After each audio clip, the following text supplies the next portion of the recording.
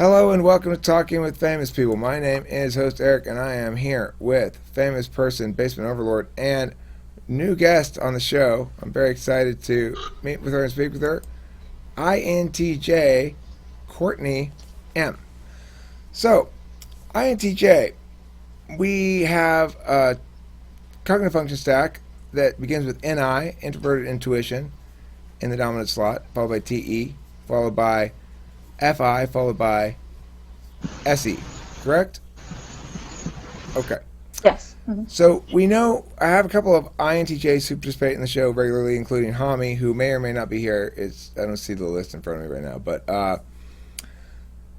I want to know specifically the experience of an INTJ as a female, and the reason another way I want to frame this is I know my own daughter as an ENTP.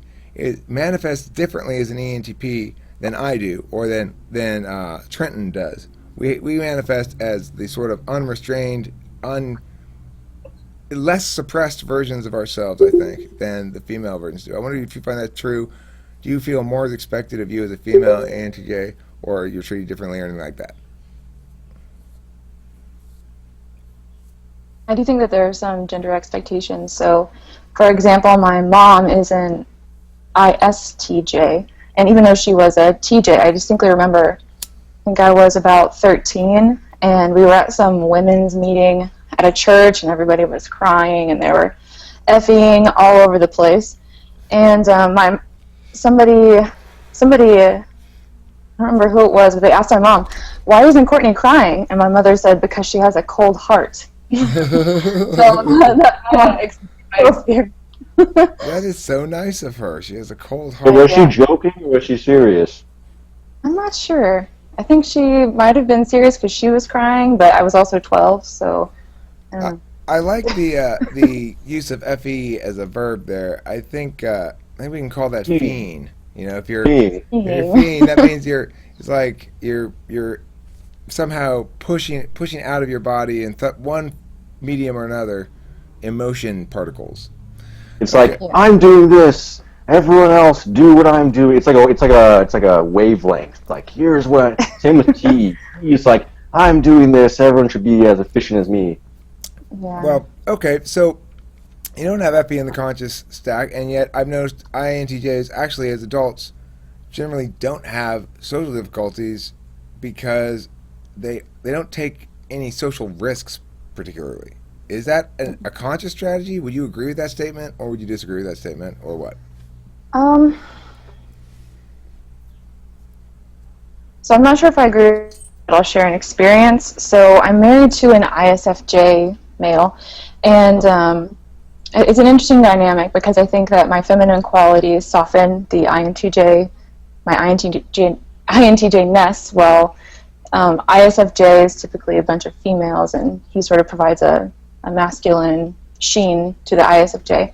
But anyway, his mother is an ESFJ, and when I was getting to know them, whenever we were dating, I would kind of put on this mask like it wasn't really me, and I would try to be a lot more FE-like to please them, and my husband would be like, "Why are you acting like that? That's really strange."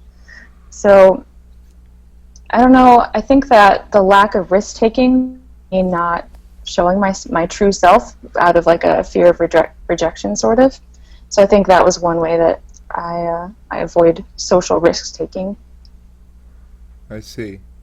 When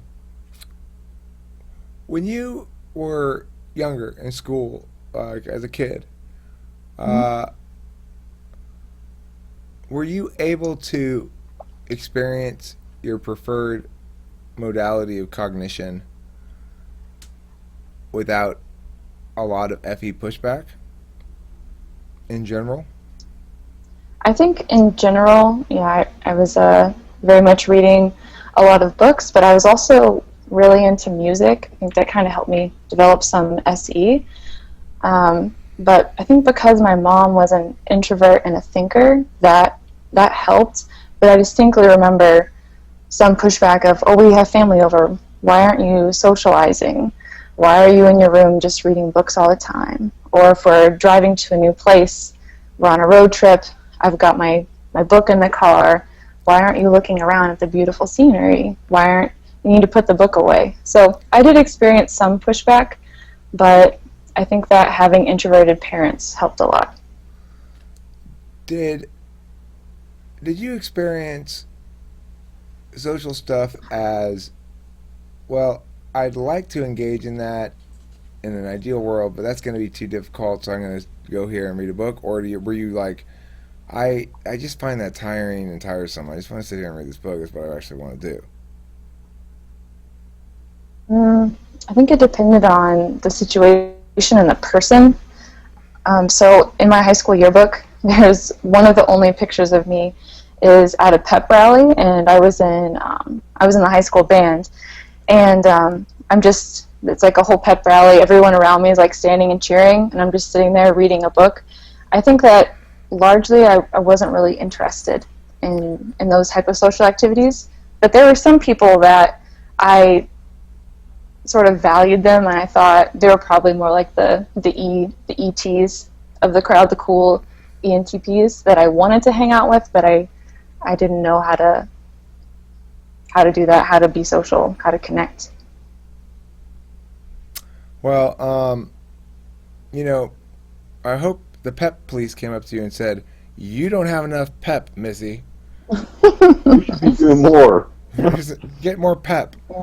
Yeah. Pep rallies. Look, please try not to manage my level of pep, ideally, world. Can we ask the schools not to manage the students' level of pep? That's a family matter. I'm sorry, listen, I'm going to go to the administrator and say, listen, in my family, we take pep seriously. Pep's a family matter. We don't want you giving my child any lessons on pep. Freaking pep. Did you say that exact response? What would I mean, I don't know what would happen. Pep is expensive. Pep's super expensive. Getting all the kids together to have them experience pep on behalf of some football players. They didn't have pep rallies for the debate team. Fuck pep rallies. Yeah. We had mandatory pep rallies in my high school where they would just make us stay like half an hour after school, and it was like the stupidest shit. I was just like, why am I here? Why are they making me stay after school for this stupid freaking pep rally that I don't want to be at? Yeah. Great band name. Mandated Pep is a great band name. Man, that's a band. What genre would that be? I think it would be like a slow and languid kind of a blues polka or something. Okay, so we'll talk more about this project we got going on, Basement Overlord. Basement Overlord formed a band. It's called Mandated Pep. He's gonna learn polka next, so we'll talk about that more later, Basement Overlord. Let's move on to the INTJ conversation. Courtney, so you obviously weren't a huge fan of Pep. What kind of books were you reading? Were you reading stuff like literature, philosophy, sciencey stuff, or what? I liked some sci-fi, so like Isaac Asimov. Was really into Harry Potter. Basically, I liked a lot of fantasy. And then my parents would force me to go to church, and so I brought Mein Kampf, and I would read that during church. Fuck yeah, you would. Yeah. Yeah. Okay. I read tons of fantasy too. That's interesting. I love the Swords and Dragons.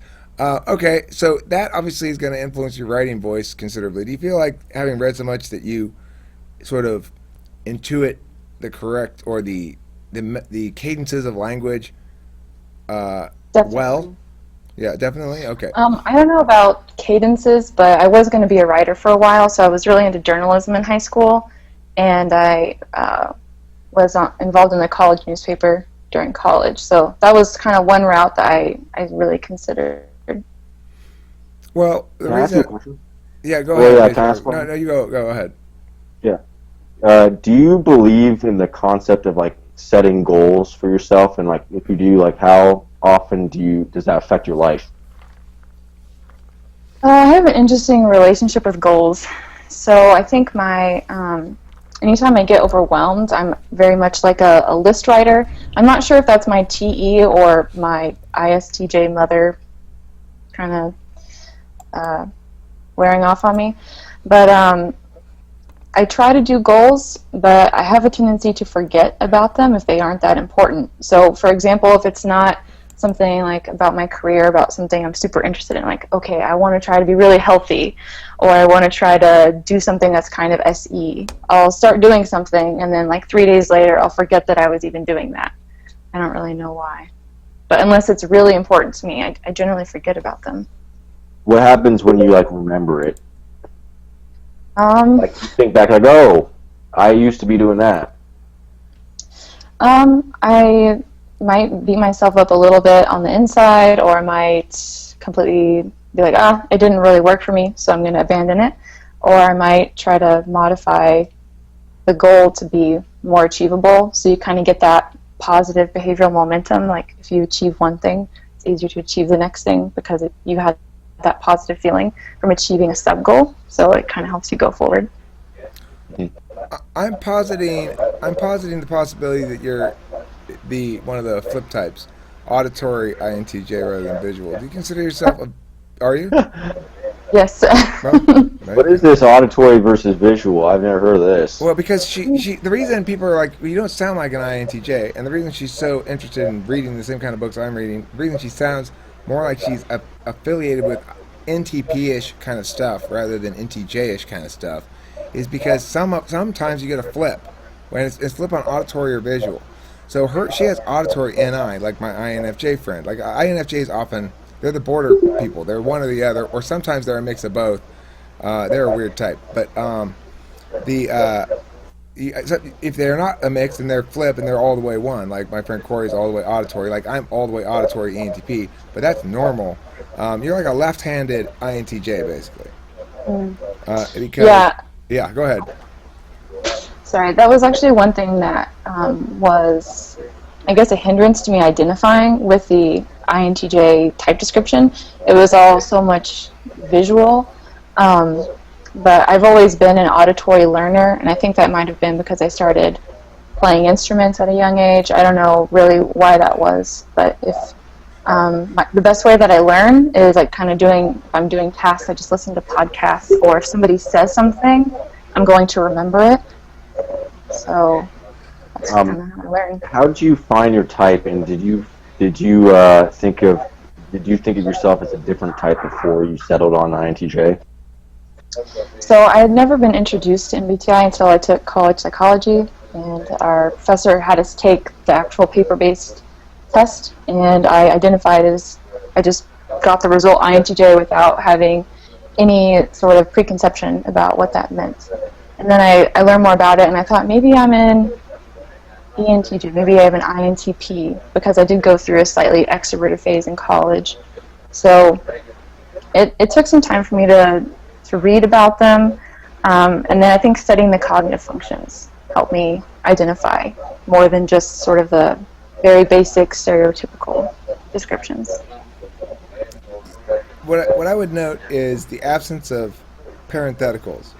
To the extent that you have extended ideas that you're expressing, it's in distinct ideas one right after another, and as you present them, they're not parenthetically interrupted.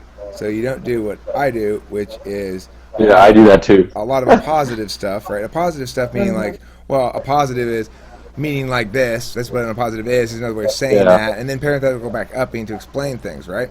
You don't do a lot of that, which is totally typical of the INTJ.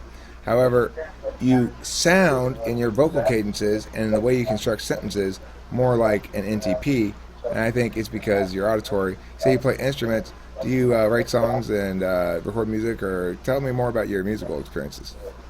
So I can play like a little bit of piano, but I got really into playing the flute in high school, and I also considered that as a career.